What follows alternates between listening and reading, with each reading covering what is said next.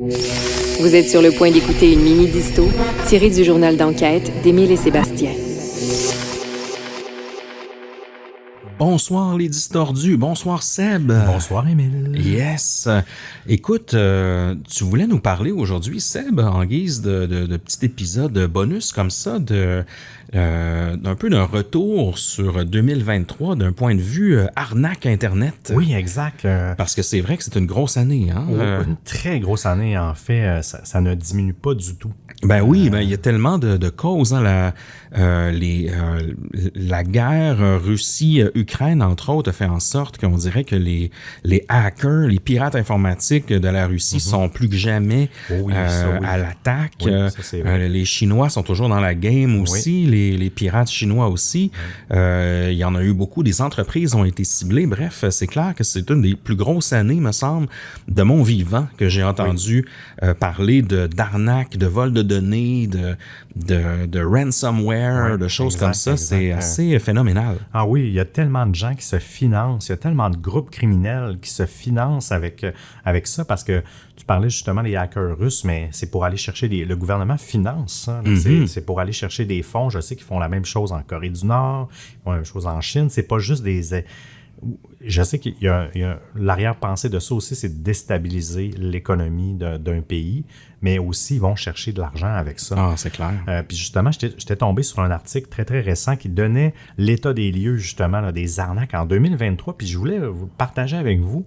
Puis finir avec quelques petits conseils, parce que malgré tout, il y a quand même moyen, je sais que les distordus, vous êtes des gens avisés, mais des fois, ça vaut la peine de se rappeler certains conseils de base sur Internet pour éviter de se faire frauder, même si, encore une fois, parfois, on est une victime, puis des fois, les fraudeurs sont tellement agiles et habiles qu'on peut se faire avoir, même avec les deepfakes audio. Oh oui, ça arrive aux meilleurs d'entre nous. Oui, exactement. Là. Moi, c'est aussi l'année où j'ai eu le plus d'appels téléphoniques avec personne au bout de la ligne. Oui.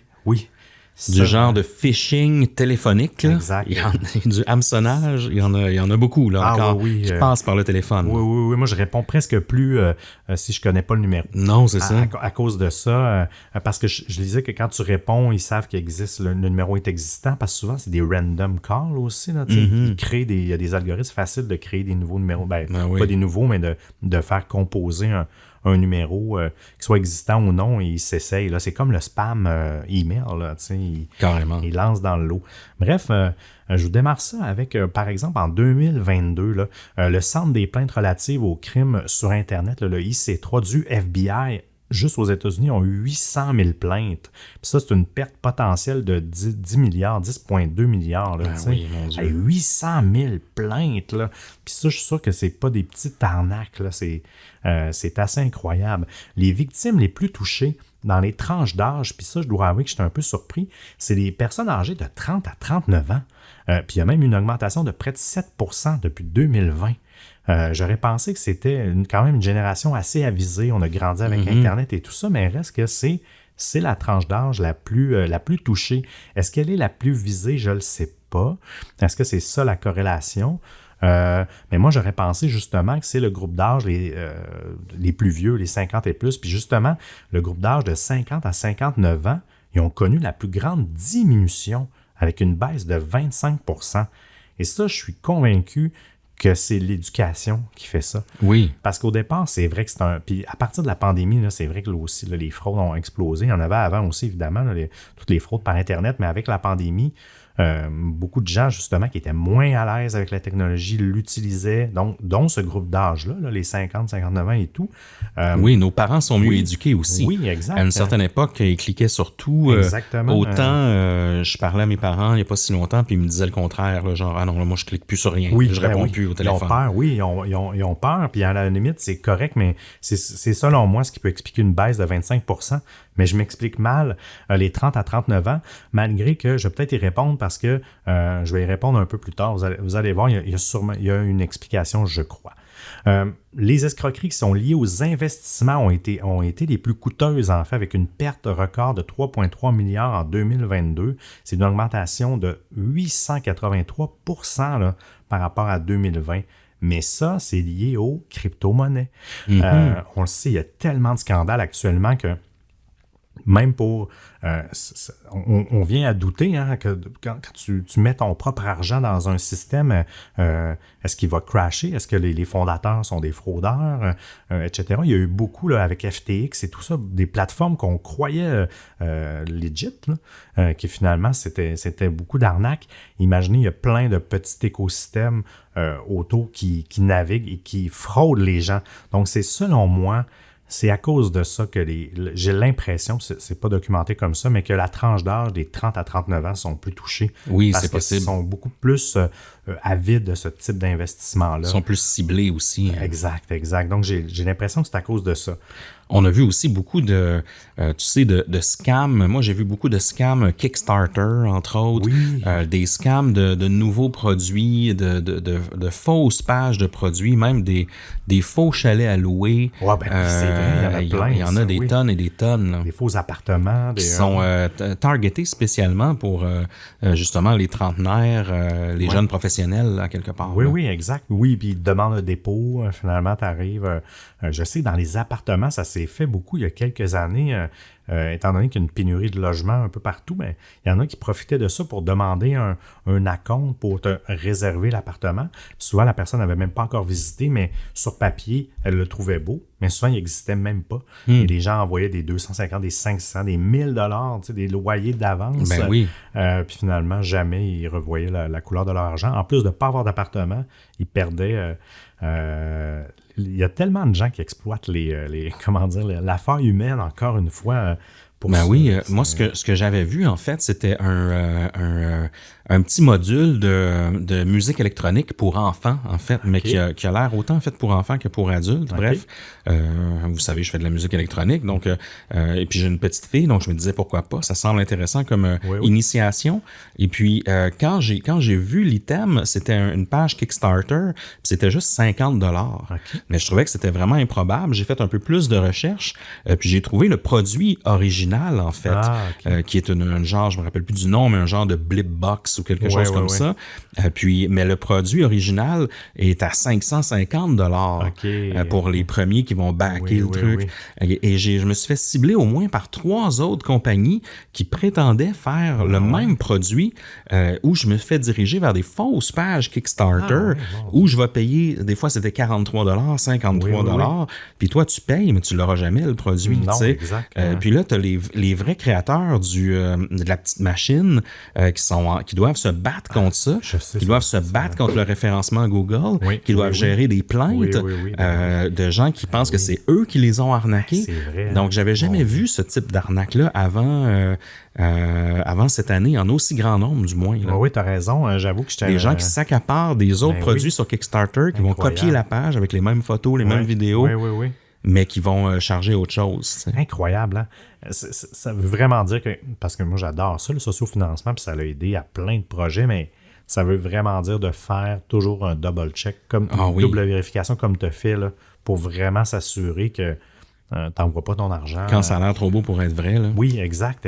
Ah non, c'est encore une fois assez épeurant. Juste pour vous dire... en 2022, il y a eu une perte record de 2,57 milliards qui est liée aux crypto. Puis ça, c'est 753% de plus par rapport à 2021. Les 5 États américains, puis ça, il y a plus de chiffres américains, là, donc il y a eu plus de pertes. La Californie, la Floride, New York, le Texas et la Géorgie. Puis dites-vous, là, la Californie, là, c'est 2 milliards. La Floride, presque... c'est beaucoup d'argent là, d'arnaque. Floride, presque 1 milliard. New York, 777 millions. Texas, 763 millions. Géorgie, 322 millions.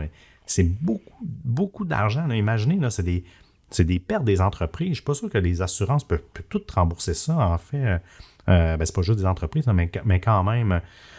puis au niveau des fraudes là, qui entraînent le plus de pertes, c'est les investissements, évidemment.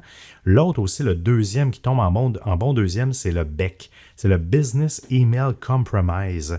Puis ça, il y en a de plus en plus même des présidents d'entreprise, des comptables qui, justement, des fois, se font avoir par des courriels qui ont l'air très, très legit pour des transferts d'argent et tout ça. Même que des fois, ils pirataient, j'avais vu un cas, ils avaient piraté la boîte de l'employé, ça fait que le email provenait de l'employé. Il y a toutes sortes de... sont wise quand même pour contourner tout ça. Donc, après ça, l'atteinte aux protections des données personnelles et les escroqueries de confiance romance, le fameux catfishing, qui est bon dernier dans les 5 escroqueries, mais quand même, qui est toujours là, quand même avec des bonnes sommes d'argent. Puis ça, dites-vous que quand c'est des comptes, pas des entreprises, c'est moins cruel, mais toutes les histoires de romance et de tout ça, là, c'est de l'argent qui sort vraiment des poches des gens, souvent des gens vulnérables aussi, on le sait. Là, donc, qui ont de la misère par la suite à récupérer. Qui ont de la misère à avoir toute forme de défense, en fait, et de soutien. Exact. Puis souvent, là, même peu importe la fraude, c'est presque impossible à récupérer pour la majorité parce que c'est souvent transféré dans d'autres pays rapidement. L'argent est transféré rapidement dans d'autres pays et là, ils n'ont pas de législation. Donc, c'est dur les enquêtes bloquent souvent à cause de ça. C'est très, très, très difficile de récupérer les fonds. Peu importe de où. C'est ça qui est triste. Puis il faut que les entreprises de plus en plus sont conscientes. Elles se protègent de plus en plus, mais reste que on n'est pas à l'abri de ça. Aussi, les nouvelles technologies, dont le deepfake, mais de la voix. Il y a même j'y ai pensé avant de rentrer en studio, mais au Québec, il y a eu un président d'entreprise, une entreprise quand même assez connue, pas une grosse entreprise, mais qui a presque mis en difficulté l'entreprise parce qu'il a transféré pas par la voix, il y a un appel. Par téléphone. Oui, par téléphone, un faux appel, je pense, de son directeur de banque ou de son adjoint, puis c'est un transfert. Mais finalement, ça semblait logique quand il y a eu. Mais il a transféré, je ne sais plus, c'est des grosses sommes, c'était des centaines de milliers. Là, c'était comme le cash flow d'une petite PME. Là. Puis il a transféré ça, puis ils ont perdu l'argent. C'était une fraude. Imaginez, là, c'est beaucoup d'argent. Là, c'est ton cash flow, c'est les payes des gens, c'est tout ça. Là. Et lui, il s'est fait avoir. Puis, donc, il faut tellement être vigilant dans les transferts d'entreprise, dans les compagnies, là, de quasiment mettre des processus, j'ai l'impression, de vérification, de validation supplémentaire parce que personne n'est à l'abri de ça encore. Là. Donc, exact. On le sait, ça peut causer des dommages psychologiques, émotionnels, en plus de la perte financière. Donc, c'est quand même quelque chose qui est grave. Un peu comme je vous disais, c'est à peu près impossible. C'est très difficile à arrêter tout ça et à attraper les gens qui sont derrière ça. Il y a toujours comme la mode et tout ça, il y a des tendances, dans les escroqueries à surveiller. Les tendances 2023, c'est tout ce qui est lié au remboursement des prêts étudiants. En fait, c'est drôle, ils ont dû trouver une certaine niche, donc faites attention à ça. Souvent, c'est des demandes pour alléger ta dette ou même ou alléger ton remboursement et tout ça. Là. Donc, ils peuvent te demander même soit des informations personnelles. Il faut vraiment faire attention. Les banques et tout ça, là, dites-vous que par défaut, là, ils ne demandent jamais d'informations comme ça par texto, par courriel. Même maintenant, de moins en moins, ils envoient de l'info précise par courriel. Ils font juste envoyer il y a un relevé disponible, telle information est disponible en ligne, mais tu n'as pas l'info, justement. Il faut que tu te connectes. Donc, autre chose qui est disons, à la hausse tendance cette année, c'est par téléphone. Hein, ça n'arrête pas. Là. Il y a de nombreuses formes à ça, des appels non sollicités, des gens qui représentent des fausses entreprises ou des agences gouvernementales. Donc, faites attention à ça aussi. Celle-là, elle fait peur. Le swapping de cartes SIM. Les cartes SIM, vous savez, c'est des petites cartes qui font en sorte qu'on associe votre téléphone à votre numéro de téléphone, en fait. Mais ça, maintenant, c'est que j'avais pas pensé à celle-là. Et on le sait, avec le double facteur d'authentification, quand on se connecte au compte, à tous nos comptes, maintenant, on reçoit généralement un texto avec un code temporaire, puis là, il faut le saisir. Mais ça, il faut avoir ton numéro de téléphone. Mais ce qu'ils font maintenant, là, s'ils sont sûrs de leur coût, il faut qu'il y ait déjà tes données, tout ça, ils vont appeler ton fournisseur Internet. S'ils ont déjà d'autres données de toi, ils vont faire changer ta carte SIM pour leur carte SIM. Fait que maintenant, ton numéro, là, 514-555, blablabla, là, il va être redirigé à son téléphone. Fait qu'après ça, c'est à lui qu'ils vont envoyer. Puis tu t'en rends pas compte, là. Toi, ta carte SIM est toujours là. Tu ne reçois juste pas d'appel. Non, exact. Puis ça se fait vite, là. Donc, après ça, la personne, elle peut déverrouiller tes comptes, transférer de l'argent, tout changer. Donc, celle-là, elle fait peur quand même, je trouve. C'est clair. Le swapping de cartes SIM. Il y a aussi des bots. En fait, ça s'appelle des bots OTP. Puis eux, ils créent des mots de passe à usage unique pour contourner les mesures de sécurité pour, accéder aux comptes des victimes en ligne. Je n'ai pas tous les détails de comment ça fonctionne, mais c'est une autre tactique. Il y a l'escroquerie Zelle, en fait. C'est un service que je ne connaissais pas de transfert d'argent numérique, Zelle. Ça a l'air qu'il y a beaucoup d'escrocs qui utilisent, c'est une vraie plateforme qui permet vraiment d'envoyer de l'argent aux gens ou à des entreprises, mais qui utilisent cette plateforme-là pour tenter de frauder, donc soyez méfiants. Les crypto-monnaies, toujours là, donc toujours à la mode. Toujours à la mode, des fausses plateformes, même des faux jetons de crypto-monnaies que tu peux acheter et puis te faire avoir. Ça, on en voyait beaucoup quand les NFT étaient à la mode. Ça n'avait pas de bon sens, là. Regrettes-tu de ne pas avoir investi dans les NFT? Pas en ce moment, mais qui sait, peut-être que j'ai l'impression que ça va redécoller à un moment donné avec peut-être une meilleure structure autour. Oui. Honnêtement, c'est un super bon truc, les NFT. C'est juste que je pense que c'est comme tomber vite, puis encore une fois, les gens... Puis c'est tombé en pandémie aussi, ça n'a pas aidé. Mais bref, donc voilà. Mais je voulais vous donner pour terminer, Émile, quelques petits conseils, en fait. Comme je vous dis, je sais que vous êtes avisés, mais... Des fois, ça vaut la peine de se le faire rappeler. Première chose, soyez toujours sceptique. Un peu comme tu disais, si quelque chose semble trop beau pour être vrai, comme avec ton histoire de Kickstarter, soyez vigilants. Ne donnez pas d'informations personnelles. Faites vraiment attention à qui vous donnez ça. Comme je vous dis, c'est assez rare qu'on vous demande ces informations-là par téléphone, que ce soit carte de crédit, numéro bancaire. Puis maintenant, ils sont très, très habiles. Hein. Il y a eu un cas au Québec qui était passé, je pense, dans la presse. Là. La femme a parlé en même temps aux fraudeurs et à sa banque. Puis la banque croyait... des fois, ils sont tellement habiles quand ils ont les bonnes informations. Donc, il faut faire attention à ça. Vérifiez toujours l'identité de l'expéditeur. Ça a l'air banal, mais encore une fois, même dans les courriels, dans l'arrière du décor d'un courriel, on peut voir d'où ça vient. Quand vous cliquez, si ce n'est pas les URL, puis regardez bien, des fois, les lettres sont inversées. Il faut encore faire attention à ça. Utiliser des protections antivirus, anti-malware, ça a l'air banal, mais ça existe encore. Si vous êtes dans l'environnement Windows, le Windows Defender de Microsoft fait beaucoup le travail. Sur Mac, je suis moins un gars de Mac, mais je suis convaincu qu'il y a des solutions aussi pour ça. Faites attention encore avec les pièces jointes et les hyperliens. Encore une fois, on n'est jamais trop sûr. Surveillez vos comptes bancaires. Honnêtement, il y a des applications, je ne sais pas si vous avez ça ailleurs, mais au Canada, nous, on a Mint, entre autres. Ça, c'est cool parce que ça fait une agrégation de tous tes comptes carte de crédit.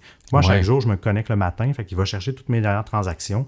Je peux jeter un coup d'œil. Moi, il y a quelques années, je me suis fait frauder mon numéro de téléphone à mon compte de la rôtisserie Saint-Hubert.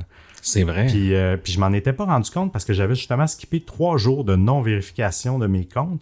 Puis la personne, au début, a commandé avec ils ont réussi à bypasser justement avec le numéro de téléphone. Je sais pas comment ils ont fait, là, mais première commande, 30$. Le deuxième jour, 50$. Troisième jour, 95$. Puis il s'était gâté. Puis là, c'est là que je l'ai vu. Je dis, oh my God, j'ai pas mangé chez Saint-Hubert les 3 derniers jours. Puis à cause de ça, j'ai au moins pu détecter la fraude. Ça n'a pas été trop compliqué me faire rembourser et tout ça, mais quand on est aux aguets aussi, on peut voir rapidement s'il y a eu des dépenses qu'on n'est pas au courant pour ça.